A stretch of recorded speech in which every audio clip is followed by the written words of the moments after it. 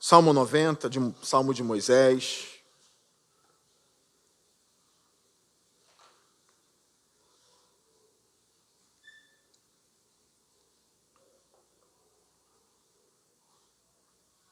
Vamos ler o Salmo, que diz assim: Senhor, Tu és o nosso refúgio sempre, de geração em geração. Antes de nascerem os montes e de criares a terra e o mundo, de eternidade a eternidade, Tu és Deus. Faze os homens voltarem ao pó, dizendo: retornem ao pó, seres humanos. De fato, 1000 anos para ti são como o dia de ontem que passou, como as horas da noite. Como uma correnteza, tu arrastas os homens, são breves como o sono. São como a relva que brota ao amanhecer, germina e brota pela manhã. Mas a tarde murcha e seca. Somos consumidos pela tua ira e aterrorizados pelo teu furor. Conheces as nossas iniquidades, não escapam os nossos pecados secretos à luz da tua presença. Todos os nossos dias passam debaixo do teu furor, vão-se como um murmúrio. Os anos de nossa vida chegam a 70 ou a 80 para os que têm mais vigor. Entretanto, são anos difíceis e cheios de sofrimento, pois a vida passa depressa e nós voamos. Quem conhece o poder da tua ira? Pois o teu furor é tão grande como o temor que te é devido. Ensina-nos a contar os nossos dias, para que o nosso coração alcance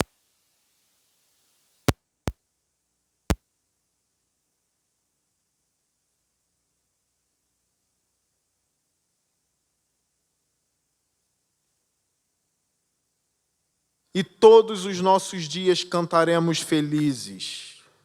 Dá-nos alegria pelo tempo que nos afligiste, pelos anos em que tanto sofremos. Sejam manifestos os teus feitos aos teus servos e aos filhos deles o teu esplendor. Esteja sobre nós a bondade do nosso Deus soberano. Consolida para nós a obra de nossas mãos. Consolida a obra de nossas mãos. Amém. Mais uma vez, curve sua cabeça. Senhor Deus, eu me entrego ao Teu Espírito Santo agora. Que Ele venha falar, ó Deus, àquele coração que precisa e quer ouvir a Tua palavra. Eu sei que o Senhor conhece cada um aqui. E eu sei que o Senhor vai falar, Senhor. Em nome de Jesus eu te entrego essa breve reflexão. Amém e amém. Irmãos, é óbvio que não dá para eu expor todo o Salmo. Não tem como eu expor todo esse Salmo, mas eu quero trazer algumas lições importantes para a igreja, até mesmo importante para a minha vida. O primeiro ponto do Salmo aqui é indiscutível. Deus é absolutamente soberano. A morte não chega a encostar em Deus. Deus não teme a brevidade da vida.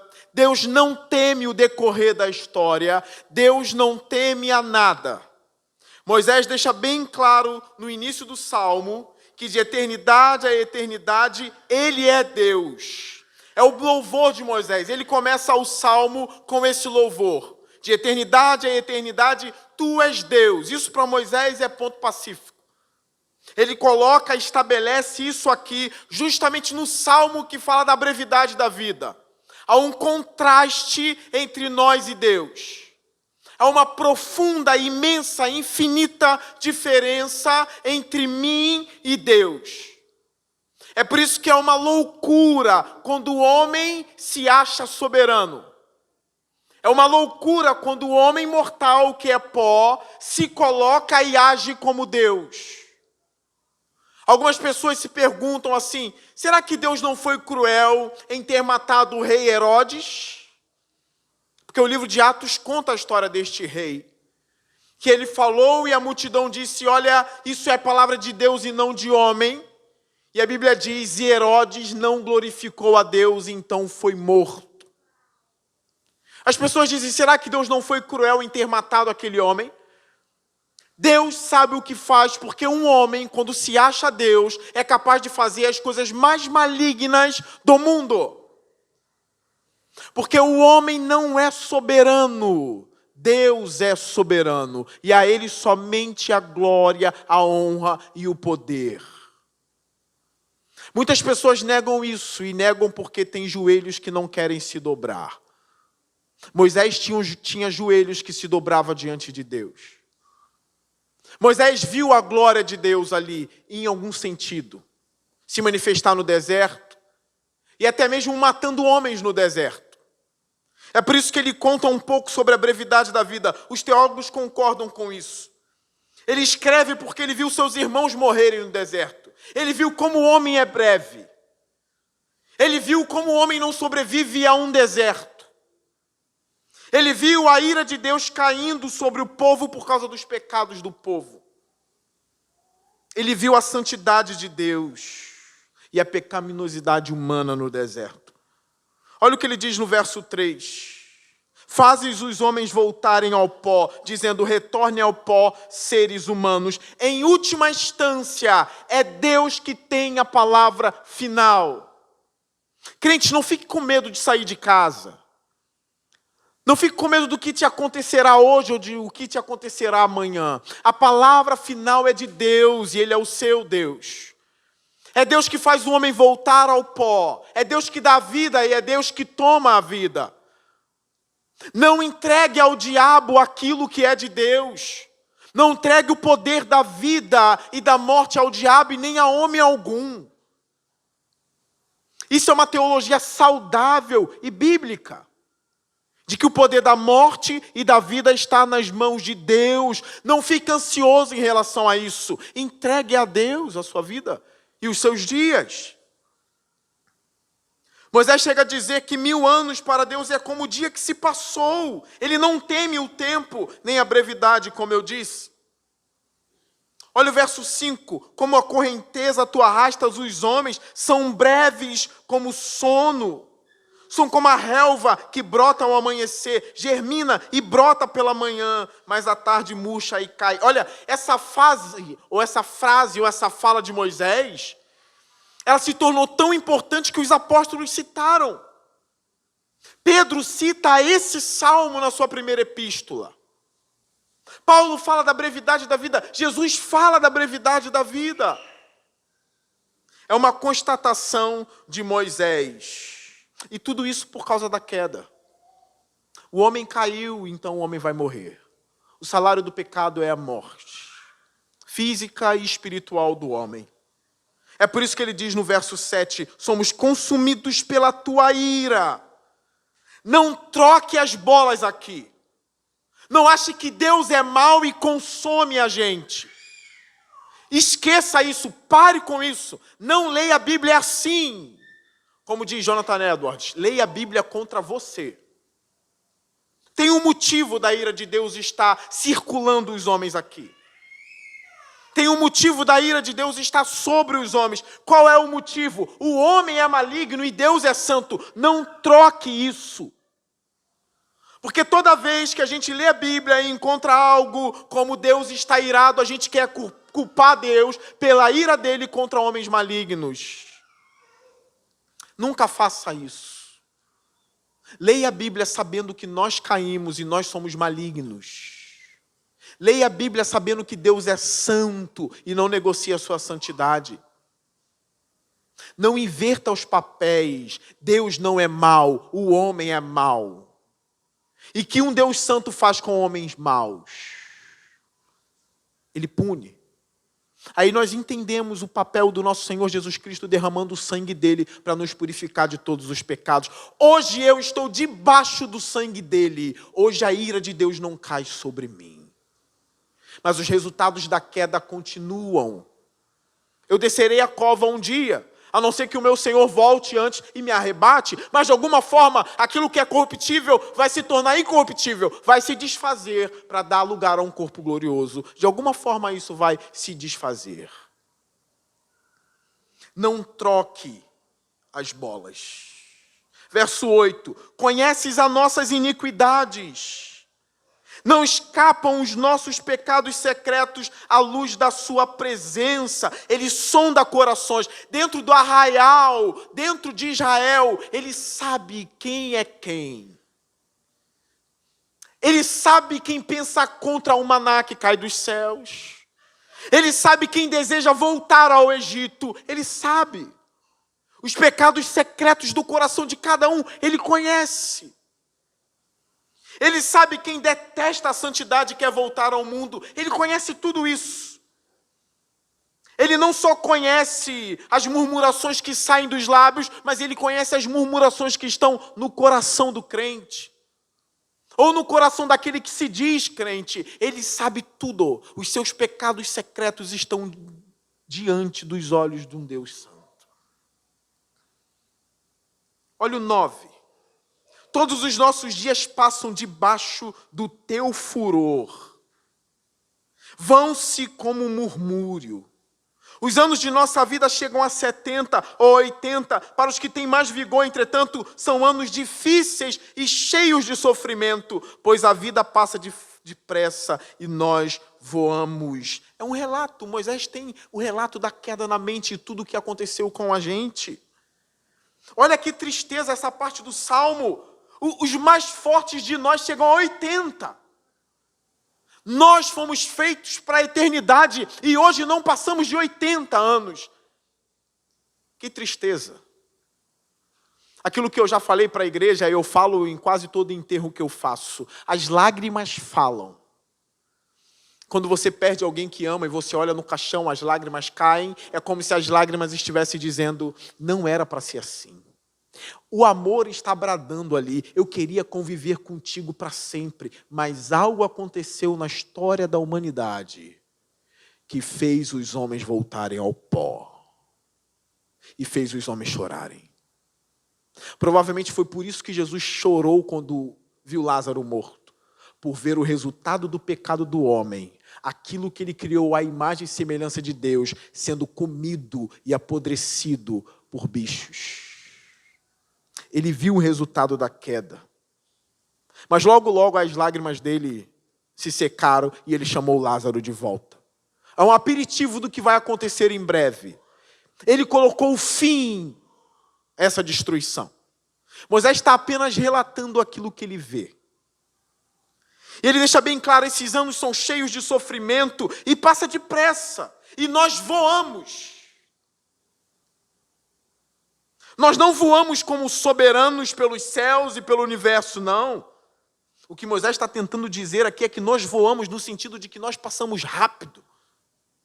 Como uma águia que traça o céu com uma grande velocidade. É por isso que não há lugar para soberba em nossos corações. Olha o 11. Quem conhece o poder da tua ira, pois o teu furor é tão grande como o temor que te é devido. E aqui vem uma palavra de sabedoria. Verso 12. Ensina-nos a contar os nossos dias, para que o nosso coração alcance o quê? Sabedoria. Uma vez o meu pai na sala vendo o jornal e falando de toda a corrupção, tinha um político velho que roubava. E meu pai olhou para mim e falou, um velho roubando.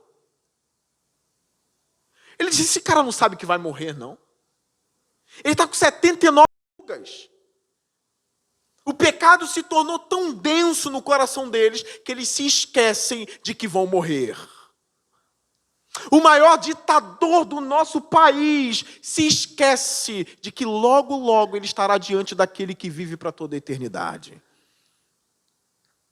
Não pode haver lugar para soberba e para corrupção em seu coração. Por quê? Porque você é breve. E isso é sabedoria. Ensina-me a contar os meus dias. Ele me ensinou, eu contei. E qual é a conclusão? É breve. Se é breve, ajude-me a ser mais justo. Ajude-me a te amar mais. Ajude-me a buscar mais a tua face.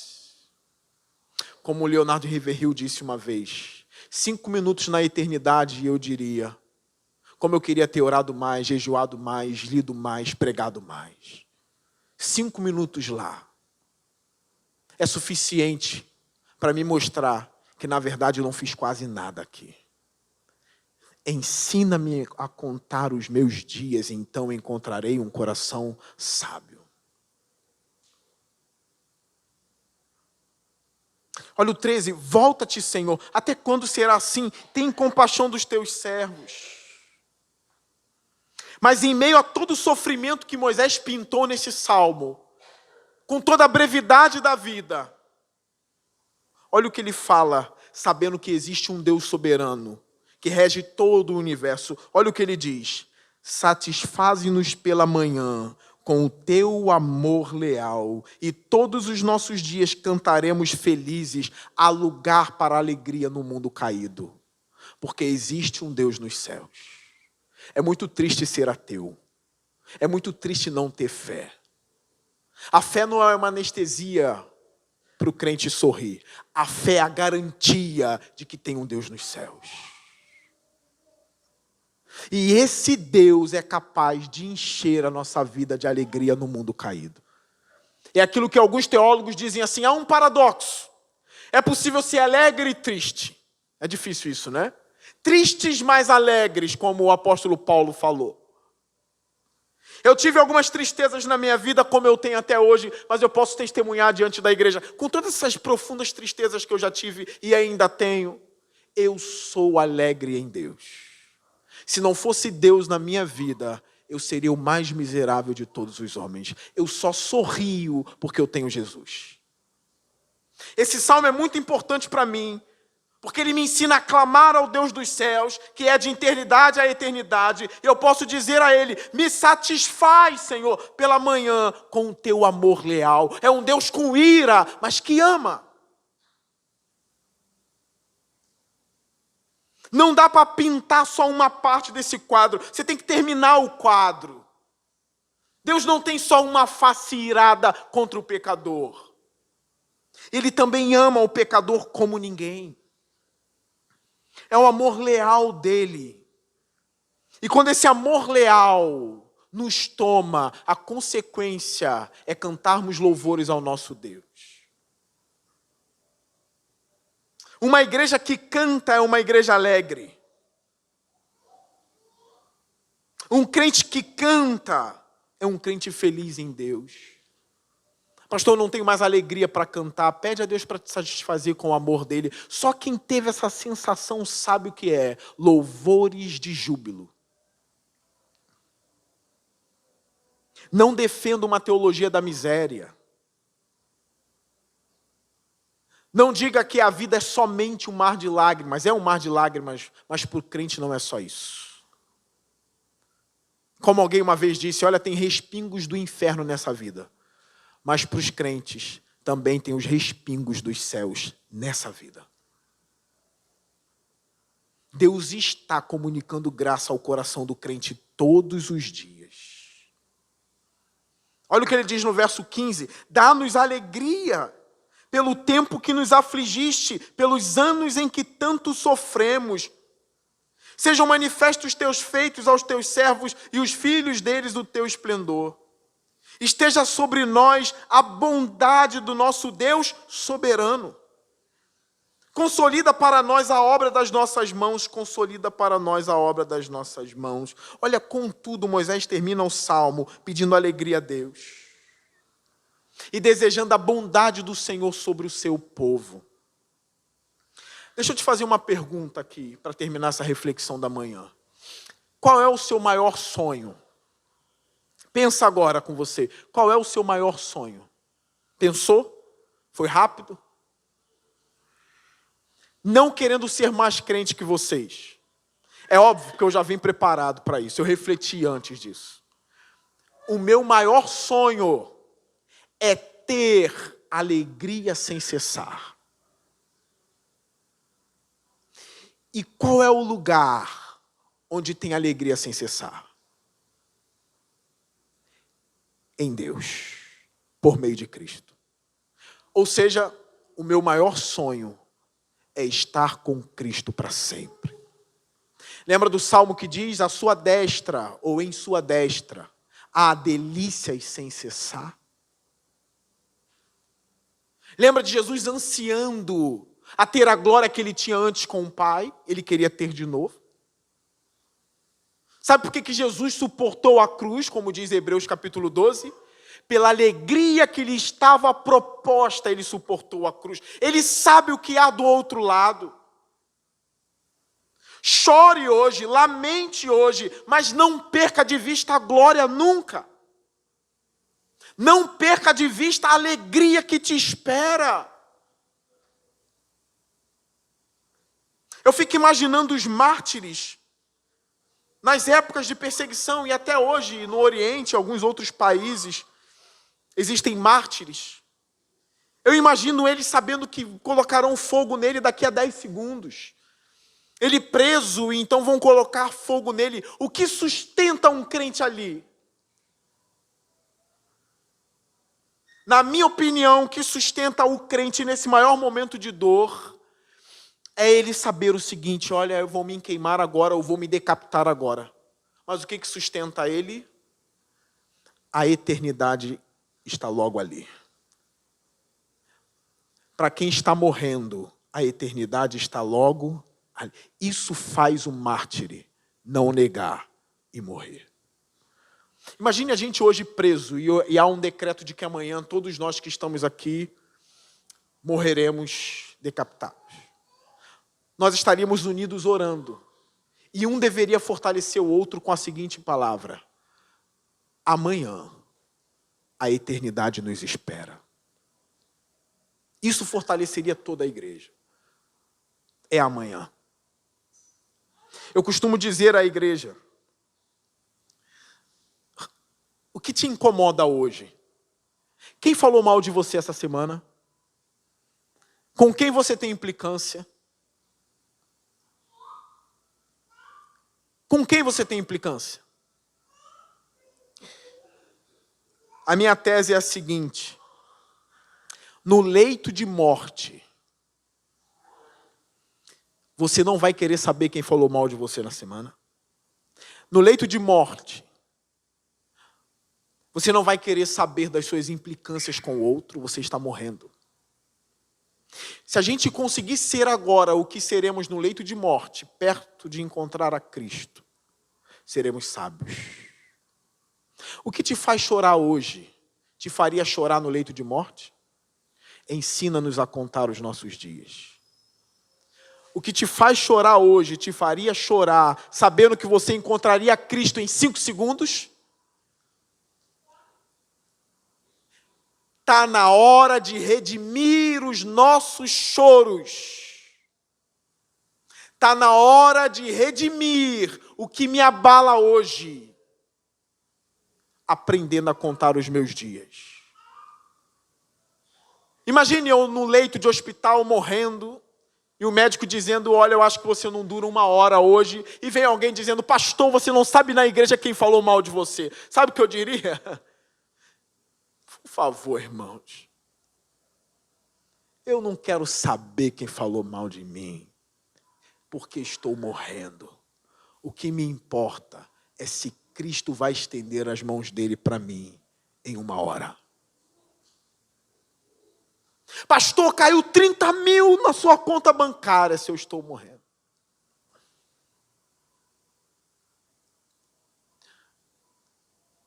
Pegue algumas coisas que você terá no dia em que estiver morrendo e traga para hoje. O seu choro será diferente. A sua forma de se comportar com o próximo será diferente. E a sua forma de se comportar com Deus será diferente. Muita gente vive voando igual tolo, porque se esqueceu que vai morrer e se encontrar com Deus. Seja sábio e conte os seus dias, você é breve. Ame mais, ore mais. E não deixe nada que é supérfluo destruir você. Porque tudo vai passar. Eu quero terminar esse sermão lendo um texto de Thomas A. Kempis. Eu tenho 2 textos, um menor e um maior. Eu acho que eu não vou ler o maior. Acho que eu vou ler o menor. Olha o que ele disse. Ah, Senhor, Deus Santo que me ama, Quando o Senhor está em meu coração, tudo que é em mim se alegra. O Senhor é a minha glória e a exultação do meu coração. É minha esperança e abrigo seguro nos tempos difíceis. Mas, por ser eu ainda fraco em amor e imperfeito em virtude, tenho necessitado de ser fortalecido e consolado pelo Senhor. Visite-me com frequência, pois instrua-me com toda a disciplina santa. Livre-me de paixões vis e cure meu coração de toda tendência exagerada, para que, sendo interiormente sarado e completamente lavado, eu possa ser preparado para amar, forte para sofrer e firme para perseverar. Que sejamos assim agora. Que busquemos essa força, essa graça de Deus no dia de hoje. Que encontremos sabedoria ao sabermos que somos breve.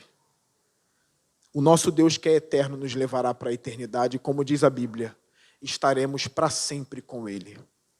Jesus fala de uma vida eterna, Ele não brinca quando fala. Ela está chegando e a eternidade é logo ali. Que Deus nos abençoe. Eu espero que essa reflexão da manhã tenha edificado sua vida. Que sejamos mais crentes a partir de hoje. Amém? Curve sua cabeça, quero orar por você.